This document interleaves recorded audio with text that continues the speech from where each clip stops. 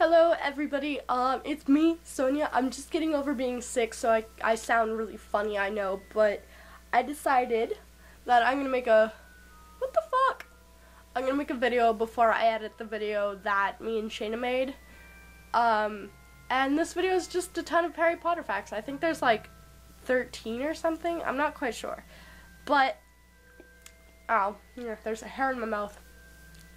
Number one is the year that the first Harry Potter book was published was the same year that the Battle of Hogwarts ended. So in 1998 was when Harry Potter kicked Voldemort's ass and apparently published the first book.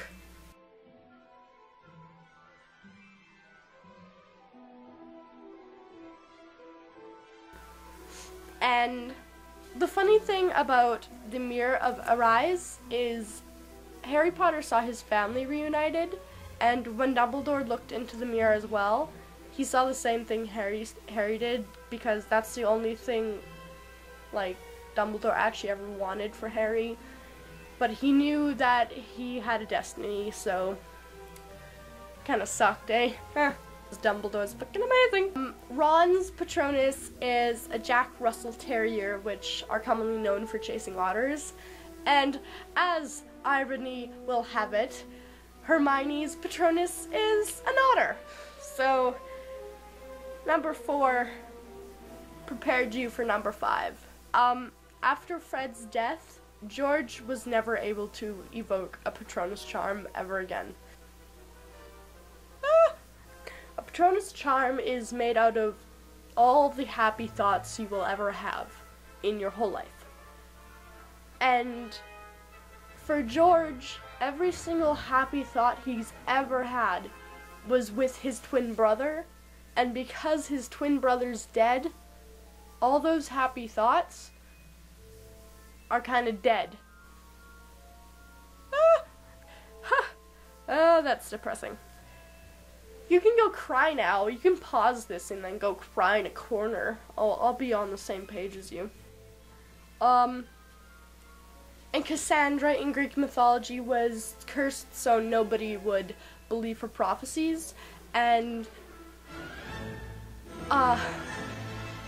Cassandra is Professor Trelawney's great-grandmother, and that is why nobody believes in Professor Trelawney's prophecies. I forgot the words. After the Battle of Little Winging, it's hard to say that, I'm sorry. Professor Trelawney's prophecy, when 13 dine together, the first to rise will be the first to die. It actually comes true, because Lupin was the first to rise to go look for Moody, because, well, look for his corpse anyways. And in the end, Lupin was also the first to die. Professor Trelawney's prophecy came true. She only had 2 prophecies in her whole life. The first one was about Harry and Sirius Black, and the second one was when 13 dine together, the first to rise will be the first to die. And it just kind of made me sad, because Lupin died. His whole family died except for his kid. It's like Harry Potter all over again. That brings us to number 7. Voldemort's boggart. A boggart is something that portrays your darkest fear, and then you go, and then you put a spell on it and make it look funny to overcome your fear. Anyways, Voldemort's boggart was his own corpse, because Voldemort was deathly afraid of ever dying. So I found that kind of interesting, because I didn't actually know that. And number 8, it's not very in-depth or anything, but Harry Potter made sure that Snape's portrait was hung in the headmaster's quarters, and it originally didn't when Snape was headmaster, because he left his post. So yeah, but Harry Potter made them put it back up, because they have portraits of all the past headmasters, right? And number 9, I found it really kind of interesting, because it just explains so much, like, why Voldemort became who he was, pretty much. Voldemort was conceived with a love potion. When somebody is conceived with a love potion, they won't be able to love. They'll pretty much be a psychopath. So, that explains a lot about Voldemort. Sirius Black and Fred Weasley were Hogwarts' two most historical school pranksters, because Fred came up with the ideas and George helped him carry it out. And the good thing about this is both of them died laughing, even though both of them died before their time. That brings me to number 11. Harry Potter arrives at 4 Pivot Drive. I'm sorry, I stutter a lot, don't mind me. For the first time with Hagrid on Sirius Black's motorcycle. He leaves for the first time in the exact same way.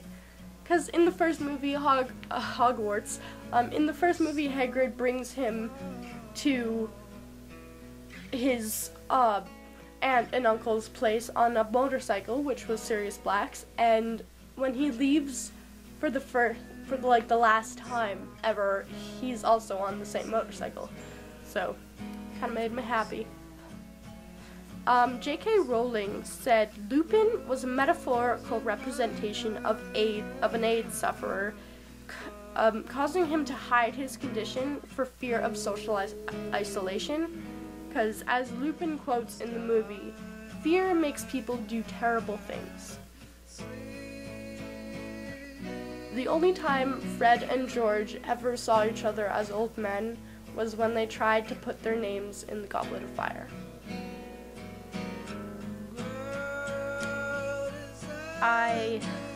The first time I read that, I couldn't brain function afterwards. If